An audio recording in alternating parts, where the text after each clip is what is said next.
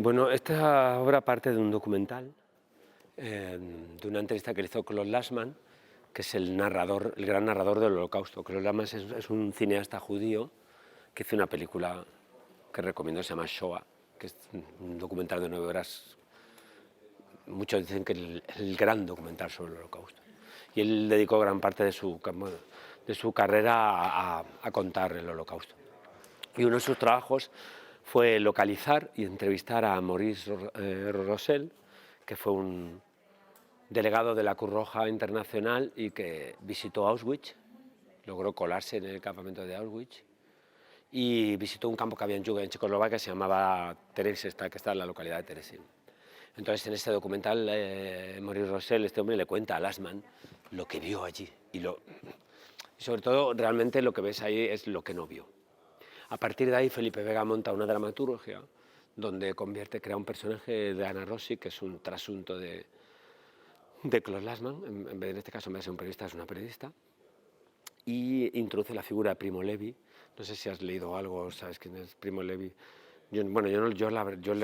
Sabía quién era, pero no había leído nada de él. Hay un libro que te recomiendo que se llama Si esto es un hombre, donde cuenta su experiencia en Auschwitz, que es impresionante del surrealismo del comportamiento humano, de hasta qué punto Entonces Primo Levi aparece en escena y están esperándolo, y entonces se encuentra ya la entrevista en un supuesto Hotel Roma, en Turín. Él acude allí a ser entrevistado por esta periodista con Levi de testigo. Y con este planteamiento nos sirve un poco como para que el tío se mire como un espejo de lo que no vio y tenía que haber visto. Y así sirve un poco también como de metáfora de lo que pasa también con la guerra, con las grandes desgracias, cuando mucha gente, que en el fondo son posibles porque mucha gente normal como tú y como yo, mira para otro lado. Esa es un poco la idea de la obra y tal. Felipe Vega hace ahí, aunque te parezca increíble, muchos de los diálogos, gran parte de los diálogos de mi personaje son como los del documental, o sea, son casi transcripciones, o sea, que esto es una cosa, bueno, que Manuel y yo lo comentamos mucho, que es que los mejores guiones están en la realidad.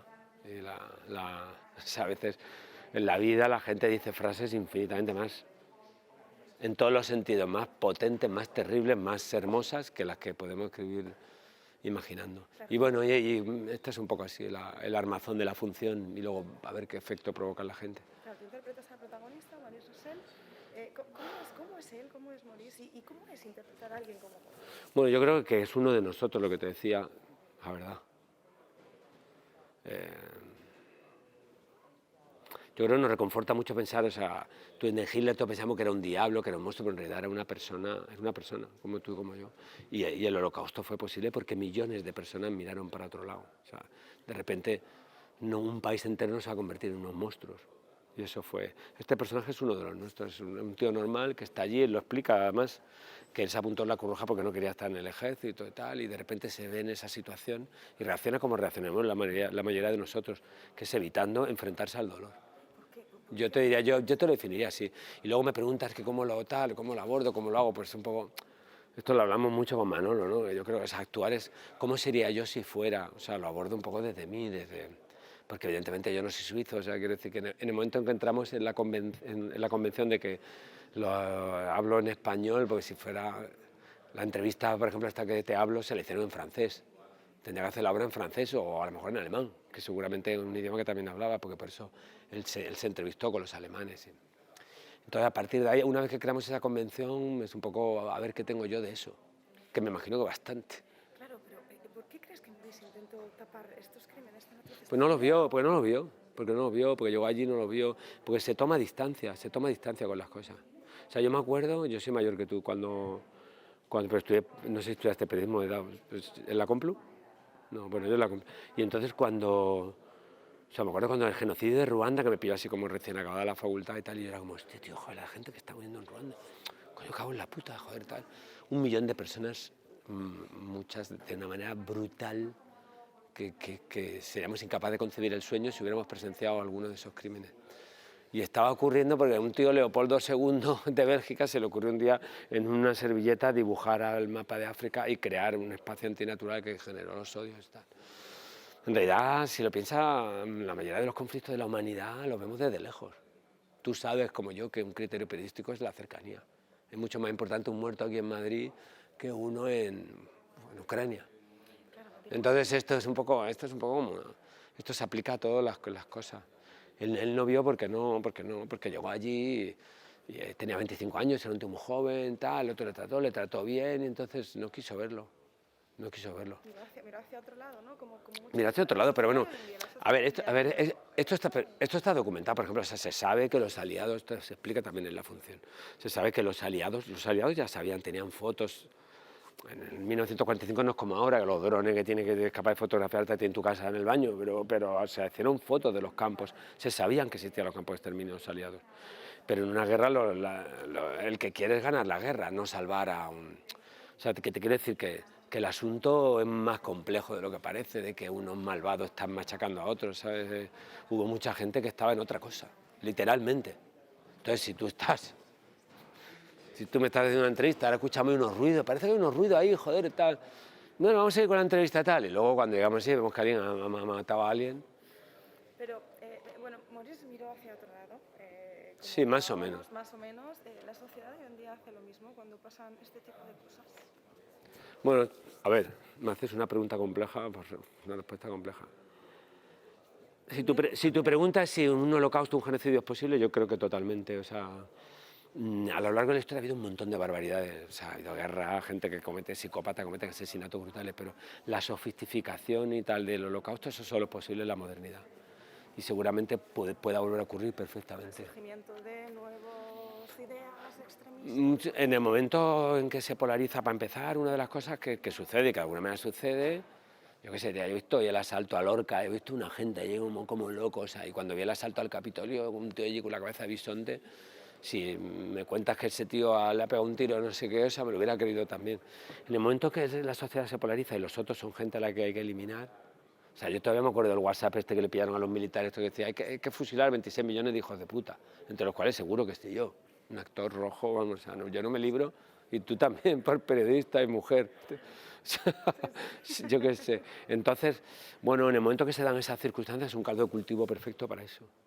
Pues precisamente, pero la sociedad, miramos hacia otro lado. Si esto ocurriese, la sociedad miraría como el Capitolio, por ejemplo, me contabas sobre Lorca. La gente no lo ha... Miremos a otro lado, como hizo Maurice con... Yo no lo sé, yo no tengo ni idea, la verdad, tampoco sé. Tengo mi propia impresión, pero o sea, sí que es verdad que, por ejemplo, o sea, vivimos una sociedad que por un lado es apasionante porque tenemos en un móvil, tenemos el alcance, la historia de la humanidad está dentro de un móvil. Tú te podrías quedar en una isla desierta ahora, si tuviera un móvil que tuviera conexión a internet, que se quedara sin pila, podrías estudiar, o sea, te lo tendrías todo ahí, sería... Pero al mismo tiempo encontrar una información, distinguir la información de las fake news, o sea, como lo difícil ahora es precisamente eso, tener como un pensamiento más reflexivo y más, todo es como a golpe de clic, todo es gente que es más hooligan que votante, más, yo qué sé, partidaria que seguidora que ciudadano. Entonces, bueno, ese tipo de cosas no favorecen, la verdad.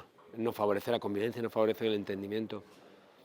Yo no sé, hombre, yo dentro de eso quiero pensar que mañana no va, vamos, pero si tú me dices, ¿tú crees que no va a ocurrir? Digo, pues no puedo decirlo.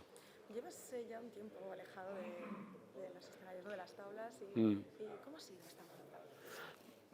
Bueno, pues se ha dado, ¿eh? O sea, que no es como, y ahora vuelvo, me hace gracia, me dice, antes no vuelvo a las tablas, coño, ni que me fuera ido. O sea, para empezar, no, o sea, para empezar, los actores trabajamos en lo que podemos. Solo un 8% de los actores entre los cuales estoy podemos vivir de esto, o sea que para empezar, hacer lo que puedes. Luego se dan una serie de circunstancias, yo qué sé, me han ofrecido cosas de teatro, pero a lo mejor me coincidía con otros proyectos, he sido padre también, yo qué sé, no sé, no es una razón en concreta, no es que yo haya pensado, digo, ahora voy a estar 10 años y dentro de años vuelvo, no, o sea, no. ¿Sabes qué te quiero decir? No, se ha dado. Yo tenía muchas ganas de trabajar con Manolo Martín Cuenca porque he trabajado con él en varias películas, somos muy amigos. Y me entiendo muy bien con él como director, o sea que creo que podía hacer un trabajo así. Bueno, pues un poco eso que te digo, o sea que es un tío que más de trabajar en las tripas, más de buscar a ver qué hay en ti del personaje. Entonces estamos en eso, a ver si eso se puede hacer también en teatro. También ten en cuenta que nosotros hemos trabajado mucho en cine, entonces bueno, luego te tienes que enfrentar también a la complejidad de que se te entienda en la última fila. Ahí andamos. ¿Cómo ha sido el antes, ¿no? labor de investigación, de lectura, para poder sentarte? Bueno, ha habido un poco de todo. Había días que probamos, improvisamos, días que tal, íbamos levantando el texto, probando cosas, que añadimos esto, sobre la dramaturgia de Felipe, intentando respetársela más o menos. Y hemos hecho todo. Había días que de repente, no sé, había momentos lúdicos incluso. Un día dijimos, "Venga, ahora vamos a hacer la función, el texto tal cual, pero como si fuera una comedia", que era bastante friki, muy surrealista, pero bueno, como ejercicio estaba bien. Y luego, bueno, Manolo se ha documentado mucho. Yo también he leído algunas cosas, las que evidentemente vi el documental este que te he citado, he visto mucho de la obra de Lasman. Yo había oído hablar de Shoah, pero no, yo qué sé, lo típico. Dice, hostia, tío, un documental, voy a verlo, pero de repente, ¿quién se sienta a zamparse una peli de 9 horas? Entonces, bueno, hemos investigado cosas, que es una de las cosas guay que tienen los proyectos, que te obligan a investigar sobre el tema, ¿sabes? Es una cosa que está de puta madre. O yo, por lo menos como yo me lo tomo, que me lo tomo así un poco como un periodista. Y entonces pues investigo y tal, yo que sé, una vez hice una peli de corrupción, entonces me vi ahí con gente y tal, hice una labor ahí de investigación. Eso está muy bien, de los proyectos que te obliga como a investigar el contexto, ¿sabes? A leer cosas, tal. Luego te olvidas de todo eso y es como si como fueras tú, ¿sabes? O sea, yo creo que no se puede actuar de una manera intelectual. Coñazo, es muy aburrido. Pero previamente sí hace mucho ese trabajo y es interesante. Porque ese es como el gran reto, como intentar meterte en la cabeza de cómo piensa la gente. Eso es como a mí lo que más me da vuelta en la cabeza. Este verano me leí una biografía de Isabel la Católica, y Isabel la Católica, siendo la reina de España, tenía, bueno, mucha menos esperanza de vida la que tú tienes, y si no sé si eres madre todavía, lo vas a ser algún día tal, infinitamente menos posibilidades que tú de tener hijos en condiciones. O sea, murió una, o sea, la mujer más poderosa del mundo. Hace 5 siglos vivía mucho peor que tú. Que eres una periodista, que tú dirás, joder, que es una periodista, que si te contara yo mi vida, mis contratos precarios, a ver si aprueba la reforma laboral de una puta vez. O sea, que también meterte en la cabeza de cómo pensaba la gente en esa época, eso es lo que más me da, como actor más es el come al que nunca llego. Digo, ¿cómo logro yo quitarme esta coraza en el fondo? ¿Cómo fueron capaces, no? ¿Cómo el ser humano, no? ¿Cómo eran capaces, tía? O sea, ¿cómo lo pude hacer? ¿Cómo lo pude hacer? Eso decía uno, Mujica. Yo hice de Mujica, Pepe Mujica, ¿sabes quién era presidente de Uruguay? Hice una peli de él. Y entonces, claro, el tío estuvo 12 años en soledad, que se volvió loco. Y entonces yo lo que le contaba me decía, ¿cómo hacías para no volverte loco? Y si yo pensaba, ¿cómo el ser humano? Que atravesó el estrecho de Bering, que colonizó la Polinesia, se bajó a la... Ese lo hizo de manera gregaria socialista. El capitalismo es una construcción cultural. ¿Cómo el ser humano? Y es verdad. O sea, yo creo que la gran pregunta que se tiene que responder el actor, y seguramente el periodista, pero esta es mi opinión, es cómo es el ser humano.